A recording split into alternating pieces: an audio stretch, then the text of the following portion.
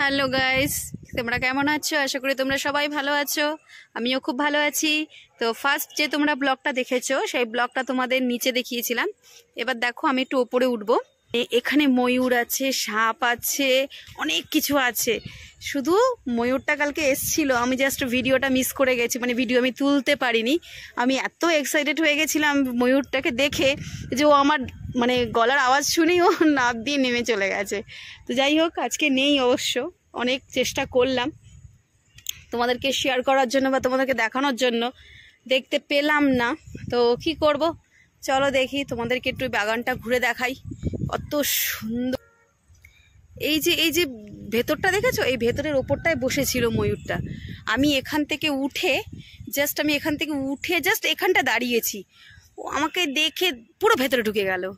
মানে আমি জাস্ট ভিডিওটা তুলে তোমাদের সাথে আমি শেয়ার করব, মানে এত সুন্দর লাগছিল না। দেখো কি সুন্দর পাখি উড়ছে, কি ভাল লাগে দেখতে সত্যি। ভাবলাম চলো তোমাদের সাথে একটু ভেতরটাও শেয়ার করে দিই। দেখতেই পেয়েছো ফ্রেন্ডস, তোমাদের সাথে কথা বলতে বলতে আমি কত দূরে উঠে চলে এসেছি। যাই হোক, এখানে দেখো কত গাছ,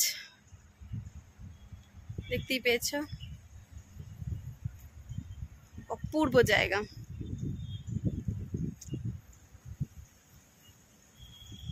অপূর্ব জায়গা, অপূর্ব। আমার তো ভীষণ ভালো লাগছে, সুন্দর হাওয়া দিচ্ছে।